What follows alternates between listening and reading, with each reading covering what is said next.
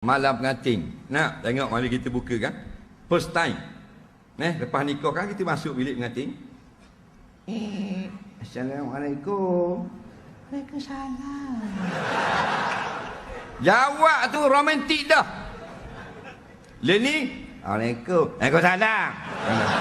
Ha dak? Agak puang. Ngaso Leni. Tengok dia jawab. Tak dengar dak tengok lagi muka dia.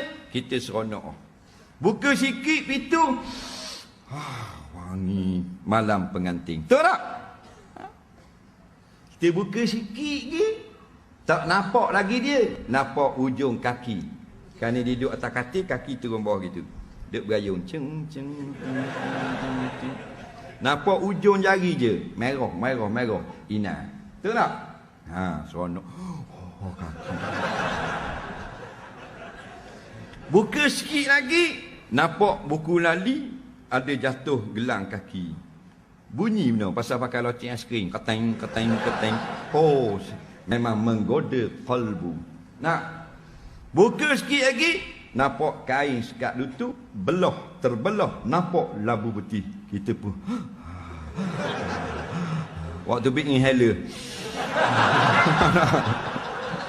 Nampak? Power lah. Buka lagi, rupanya dia punya belah kain bukan kat lutut, sampai kat peha. Nampak? Urat-urat peha menonjol-nonjol keluar macam bodybuilder. Nak? Kita pun tengok siapa nak lapar dah segebang-segebang ni. Tak?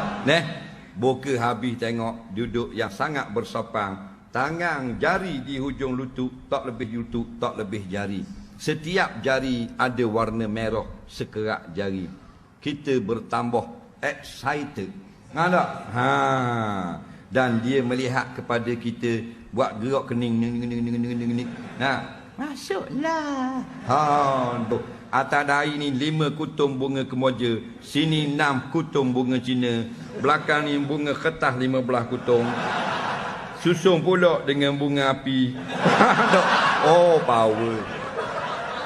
Nak seronok kita.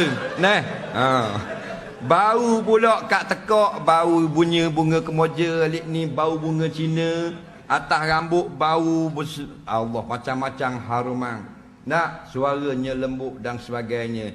Hujung cadar timbang air sama-sama sici dengan hujung latar. Tidak ada satu sapah di atas latar. Pintu almari tertutup rapat. Tingkap licin tak ada kotoran. Langsir dengan hujung dengan sini sama berat timbangan konaringnya. Tak, di atas tengah katil, batal golek sama jauh atas dan bawah. Batal lepeh sama tinggi tepi dan kiri dan kanan. Kita masukkan tangan bawah batal ada daun pandang. Wanginya. 6 tahun lepas kahwin, masuk tangan bawah batal, lembek-lembek. Tengok tai kucing. Faham tak? Pasal tidak jaga dah kita. Tahu tak? Dah. Tak kena. Sungguh batu suami tak balik rumah. Main ngai.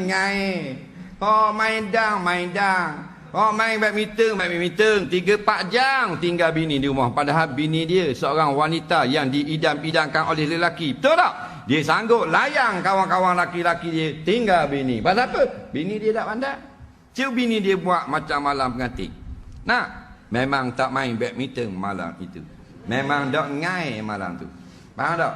Dia nak pergi mancing, ambil baju orang dalam rumah, balik kerja, ambil upang dalam peti sejuk. Lalu ke bilik, tengok bini dia pakaian belah daripada kaki sampai ke tiuk. Faham tak? Tanpa lagi memakai pakaian lain. Bau 15 jenis bau bawang. Dan sambil menyanyi-nyanyi, menari-nari Gangnam Style. Faham tak? Dia tengok, Allah bini aku comel, seksi, wangi, menari pula. Aduh, tak jadi ngai pasal ada kakak putih seekor di rumah. Faham tak? Ngai di rumah malam tu.